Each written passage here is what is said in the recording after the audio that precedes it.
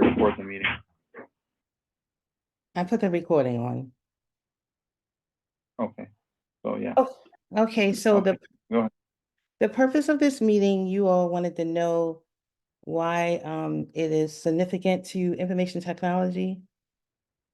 Is that what the call is about? Just want to make, because I set up a little slideshow just to kind of explain about the project, what it entails. Yeah, go ahead. Okay. No, go ahead. Okay, so just to give a little background about emergency remote learning, it's a temporary shift from traditional face-to-face instruction with the alternative that of delivery mode will go back to normal in-person learning once the crisis has been resumed. Now, although emergency remote learning is not new because schools have closed in the past for disasters such as tornadoes, earthquakes, wildfires, etc., but the effects usually don't last too long. But when COVID-19 hit, it was a significant digital divide between students worldwide, which hurt the students' academic progress. So, and what happened was that technology became the primary source for learning. And so, and it forced many schools across the globe to close their physical classrooms and rapidly move to a remote learning to continue education. But the problem was that a lot of the educational leaders and teachers weren't prepared for to support students and teachers of something of this magnitude. And that's what caused the digital divide amongst the teachers and students worldwide in the US.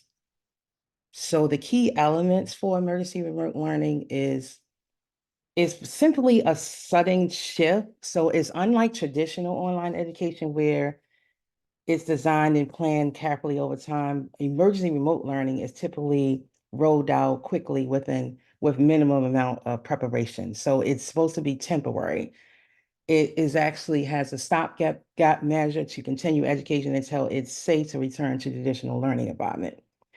But in various information processes, the quality of effectiveness of emergency remote learning can vary significantly from one institution to another. So, and it can influence factors such as technology readiness, the digital literacy of teachers and students, and available resources. So the challenges which is specific for this particular capstone project, sorry about that, is having access to technology, but the pedagogical effectiveness and student engagement. These specific challenges hurt students because they all didn't have equal access to the necessary technology, such as devices and reliable internet. Many teachers weren't initially trained for online teaching, and keeping students engaged through the screens, especially younger ones, pose significant challenges compared to the face-to-face interactions. So the global pandemic, it highlighted some substantial weaknesses in teacher preparedness for emergency remote learning. Which created the general problem for this study, which is the emergency remote learning plan failed for many educational leaders in various school districts because it was unplanned, sudden, and it brought forth like a wave of stress and great shock among instructors and students. So the gap in the digital access between the rich and the poor students grew larger during the pandemic. As online learning became the main way of teaching, it was meant that many students couldn't access lessons equally.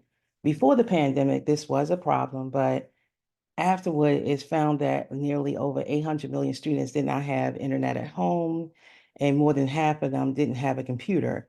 So teachers and school leaders were faced with the big challenges because they had to switch to online teaching very quickly and without enough time to get ready. So the specific problem here was that the study is educational leaders did not have the necessary knowledge and preparation to support teachers in remote re, emergency remote learning environment. Sorry. Okay, so access to reliable technology. During the COVID-19 pandemic, ensuring every student and teacher had access to electronic devices was a significant issue. The digital divide increased at a rapid pace, which caused an enormous disruption for learners in the K-12 schools districts. And at this point, educator leaders, they struggled to allocate resources for every student to have access to digital devices necessary to perform emergency remote learning. So, and that's the basis. So educator leaders will, moving forward, would need to figure out how to allocate these resources more effectively and seek funding from other partnerships.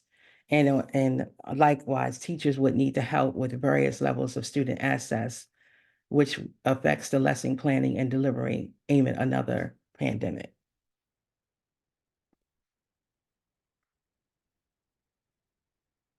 Okay, so there has been like digital literacy and training, which is another key issue for this proposal, where varying levels of digital literacy among teachers and students was greatly affected by the adoption of effective use of technology.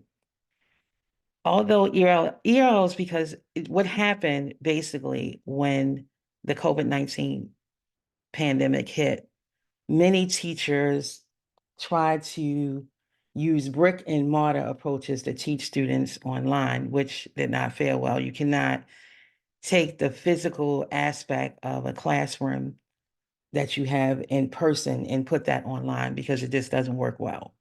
So that made them have to actually, get guidance and stuff from other areas, but educational leaders weren't like a help. So what they had to eventually do is kind of like use free platforms and things like that. But they didn't really adapt to the new technology tools because some of them have never had to actually teach online before. So this was a transition for them and also for the students because they weren't familiar with this platform because the social connect, that you had in the physical classroom was gone.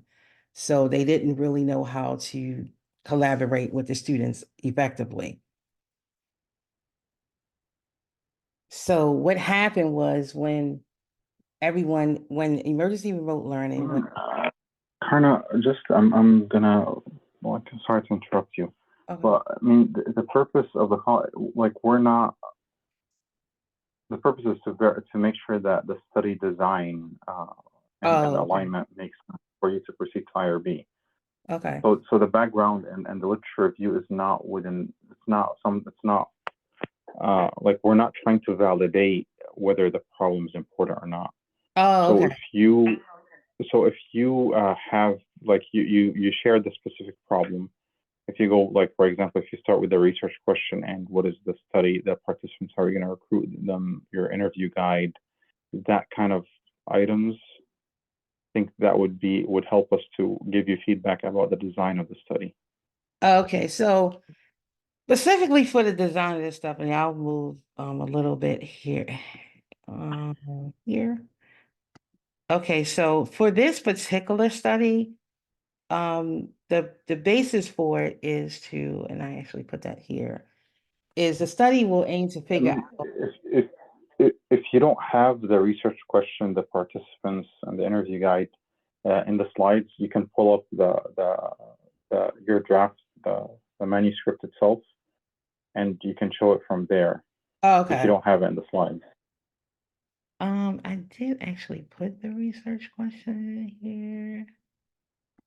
I think we have it. Okay, let me just pull it. Yeah.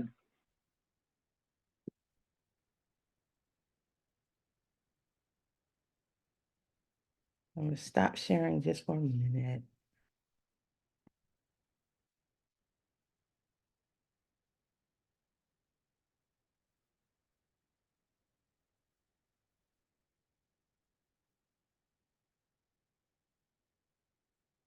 Let me get you it.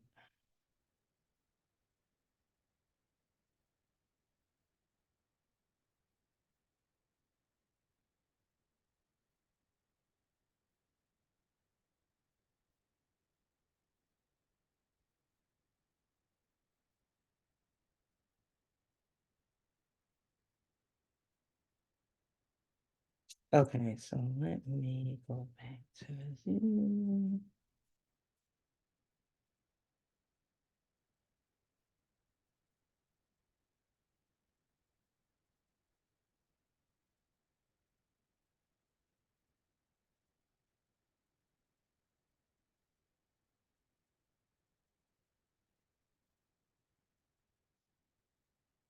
Okay, so here is the research question. What type of emergency plan could educate What? Yeah. Okay. Go ahead. Sorry. what type of emergency plan could educational leaders implement to help teachers support emergency remote learning?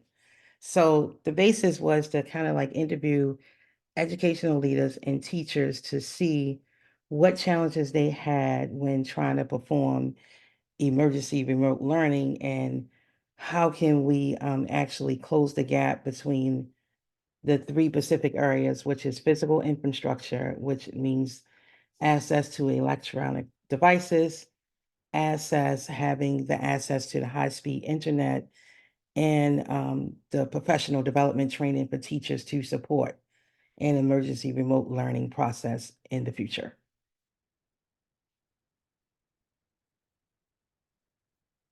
Okay. I mean, can you go ahead with the rest of the main elements of the study, like right, the design, the participants, how are you going to recruit them, the, the interview guide, your analysis, how are you going to analyze the data, etc.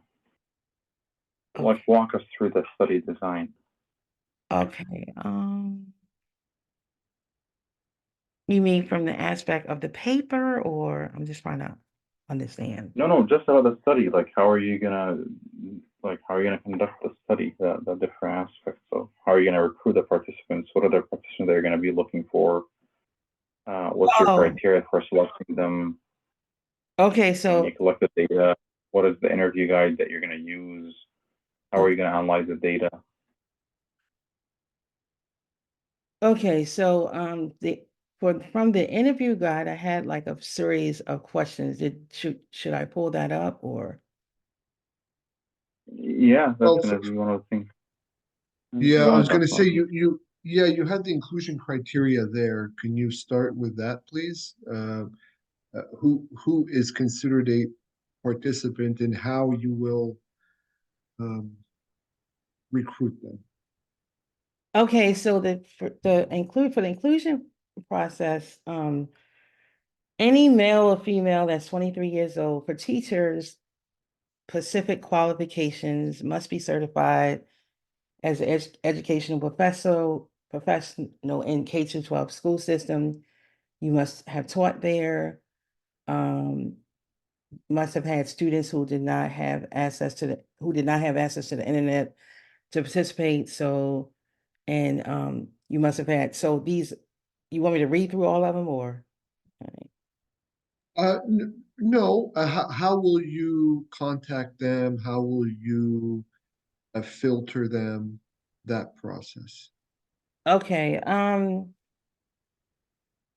okay, so what I was planning on doing was probably getting like a flyer and putting it out there, maybe on some of the social media sites that I have out there involving educational to kind of get participants that way and perhaps maybe go to some of the local school districts and see, specifically ours where they had like trouble with emergency remote learning and try to recruit in that process.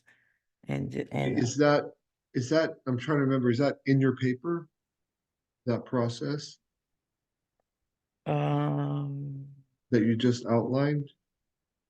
don't know. Let's see. Because that needs to be really specific, right, and detailed, because that's one of the criteria that the IRB is going to consider. Yeah, Okay, so I will have to update. I didn't actually see, and I'm yeah, sorry and because I I and I didn't will. really Yeah, know what this call was actually about because I didn't No, get that's yeah. fine. This is exactly what this call is about, for us to to discuss these things. So Okay. this is exactly what should be happening. Okay. Okay. Yeah. I just So, wouldn't feel like I was like, oh no, it seemed like I'm not prepared now. well, no, we want to help you prepare. That's why that's why we're doing this. Okay. All right. Well, yeah, that part is not the And same in the paper. That's something that I will actually have to add. Yeah, I did. and just as a suggestion as well, that the process that you mentioned for recruitment, is a little bit complicated, and it might cause an issue with IRB, etc. Because if you look at certain uh, certain group that are struggling with a certain aspect, etc., it might be a little bit like it is going to be complicated the way that you presented it. So as a suggestion, you might try to find a lot easier way of recruitment. So for example, you can go to a LinkedIn group and just look for uh, general criteria for teachers that have experience with emergency ERL. I believe that's the acronym that you're using. But that, like something along these lines, someone that just has an experience with this. So that's one thing. So, for example, LinkedIn groups that are focused on teachers. If there's a certain association that teachers are enrolled or are part of, or administrators or something like that. The other thing is that your inclusion criteria is way too long. You preferably, if you cut it down to like 4 questions, for example, you don't have to be this specific that you're looking for someone that has this specific kind of or matches all these elements. The other thing about the participants, I see that you had an inclusion criteria for teachers and one for administrators. This is going to increase the scope of your study significantly because number one, the questions that you're going to be asking for administrators is going to be different than that you ask for teachers. Just by like common sense, if you're asking a teacher, ask them from someone that's actually using it. From ERL, from administrators, you're asking someone that supports it. So it's the perception, the way that they are looking at it. These two are looking at it from a different angle, and that way the questions that you're asking are going to be, the interview guide is going to be different. So in reality, what you're doing is that you're conducting 2 studies instead of 1. Oh, okay. So it's going to be 2 sets, and probably to reach saturation, you're going to have to select 10 participants from teachers and 10 from administrators, and an interview guide for teachers and an interview guide for administrators. And the findings are going to be separate here and separate there. So that's effectively you're doing 2 studies, which if you want to do that, that's up to you. I don't recommend that, but I feel like I don't recommend it because it's just, you don't need to do that to finish the study. Okay. So in that case, you would need to select one group and decide that I'm going to go with that group, and then tailor the study and make the study clear that you're looking at the problem from the perspective of that group, whether it's teachers or administrators. Okay. All right. But and I don't know if you have an interview guide ready or not, but if you don't have an interview guide, the idea is that that interview guide needs to align with the framework and your research question. Okay. Now, the research question that you had is a little bit tricky because it can go into the area of supporting teachers from non-technical perspectives. So it can be talking about things that are not related to IT whatsoever. So that is a fine line that you're walking between educational support and between technical preparation and understanding and etc. Okay. Now this is the IT, so you have to be looking at the IT side of things. Right. So the research question needs to be tweaked to make sure that you're looking at IT rather than you're looking at the whole problem, because the problem is going to have many different angles that are not IT related. Okay. And that's going to show up in the interview guide. So the interview guide has to be IT focused. So when you're asking the question, it's clear to the participant that you're asking about something IT, and you're Okay. expecting an IT, something related to IT. Okay. Hmm. The last thing is the framework. What framework are you using? The TPOC framework, The T what? technology, Sorry. pedagogy,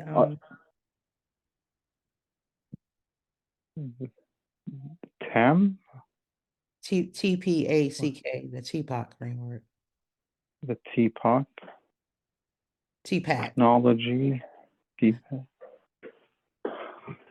it's TPOC. technology. Come down, come down. Too far down. Yeah, I think it was, you just passed, I saw TPAC. Oops.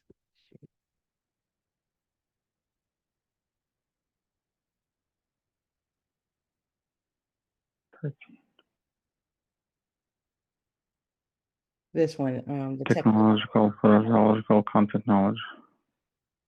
Do you have any visual for the constructs of it, or the constructs of the framework? right here. Yeah, hold on. Logical knowledge, content knowledge.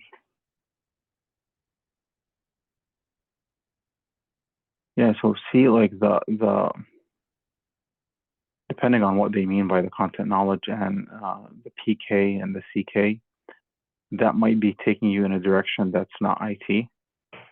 So this is, yeah, go ahead. Yeah, all of the like for the TPOC framework is specifically, and I actually did lay that out in here. All of it is surrounding about them teaching like online effectively. So having those three parts to teach online. No, I understand, but the study, like again, like the three, there's three constructs. So one of them is related to technology, the other one is related to content. That content part, for example, is about, it's not in the IT scope. Okay. Like for example, if you ask the participants the content, etc., they're not like, oh, you have to be just well acquainted with, for example, math or physics or whatever. If I understand that correctly about what is meant by content in this framework. So it's going to be about the best practice, for example, or how to improve it is going to be about how can I teach the teachers better about these subjects, or how can we tailor the content to certain, like it's not going to be within the scope of IT. So you just have to be careful when you're aligning your interview guide to the framework that you are focused. Even if you focus on the content, you're linking the content to the IT aspect. Yeah, well, because And content IT is online, yeah. yeah, content can go either way because content could be a part of technology as well. So yeah. Yeah. No, I'm not saying that it can't. I'm just saying that it's a fine line. Yeah. You just need to make sure that you are looking at the content from the IT aspect. And IT means like online learning, remote learning, etc. Okay. Something IT related. Okay. Rather than looking at it from a perspective that might not be, that might be any other aspect related to content. Okay. Sounds good. I think I don't have any further feedback, but I think you have some, like a little bit more work to do just to align these and address these. Okay. Well, I don't know, Dr. Lazo, if you have anything else. No, I think that that's really the main aspect. I mean, from an IRB standpoint, right?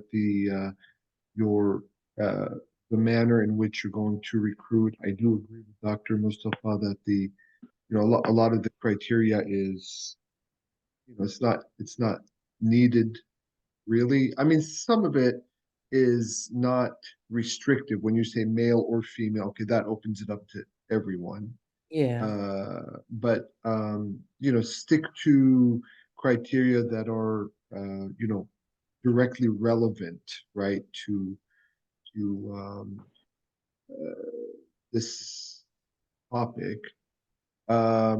and then really think about how you're going to recruit, because that can make or break a study, right? Because if you're, um, if you go about it in a way where you have difficulty getting respondents, right? Um, then it's going to make it going to drag it out for you. So really think about the recruitment process, because that's what the IRB really is focused on, right? Their main purpose is to make sure that no participants in your study are in any way harmed, or there's some harm that takes place. I don't see it, but that's what they're going to be focused on, right? So that your process needs to be really fine-tuned.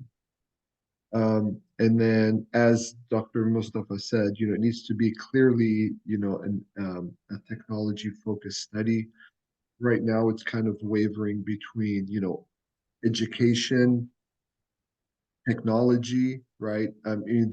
The ability for school administrators to obtain the funding to um, acquire devices, electronic devices that they can then distribute to students. That in itself is not technology. It's more of a business function, or education. So it's just that part just needs to kind of, that scale needs to go a little heavier towards the technology side. So just look for ways that you can do that, because that's the program you're in, right? Right. The yeah, just general. Yeah. Um How, Dr. Mustafa, how, I mean, is there a risk that at some point part of the study may be deemed to not be sufficiently technology focused? I'm sorry. No, I mean it's the main part is that we just need to make sure that the interview guide is that like the direction is really going to be influenced by the interview guide.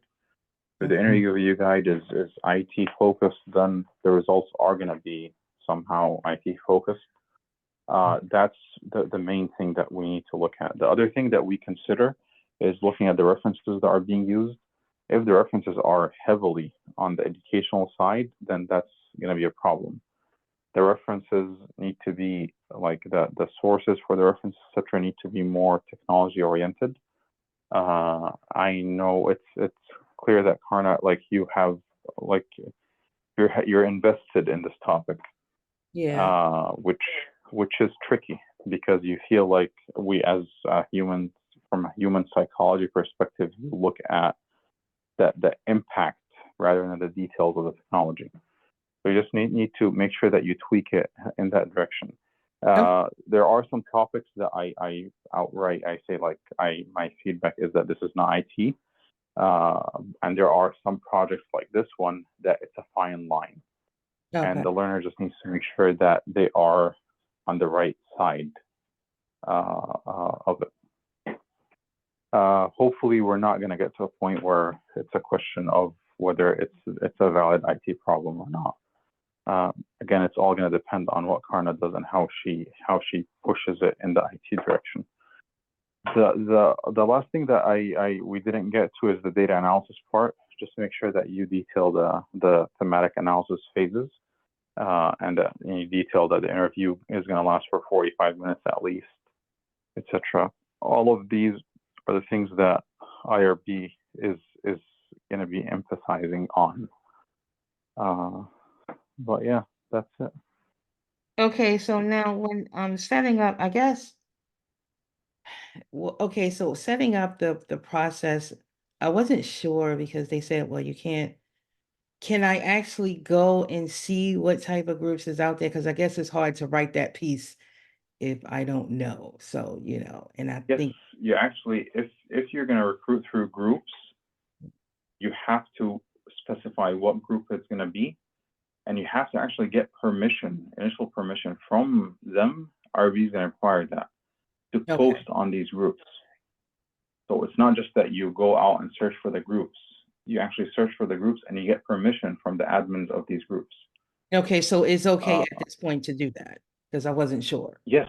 Okay. The only big no is that reaching out to participants directly. you cannot do that. Okay, Mhm. because I guess, Sounds once good. I do that, then it'll be easier to write that piece. If I Yes. know. Yeah, Yeah. okay. Okay, I can definitely tweak it to make sure that it's just IT focus, because I am really invested in this topic. So yes. Okay. Mm. Sounds good. Okay, and if you have any questions, please do not hesitate to reach out to us. And once you have an update, please let us know. Okay. All right. Thank Okay. you. Thank Thank you, you. Karen. Thank you, Have a Dr. good day. All Okay, right. thank you. You Bye-bye. too.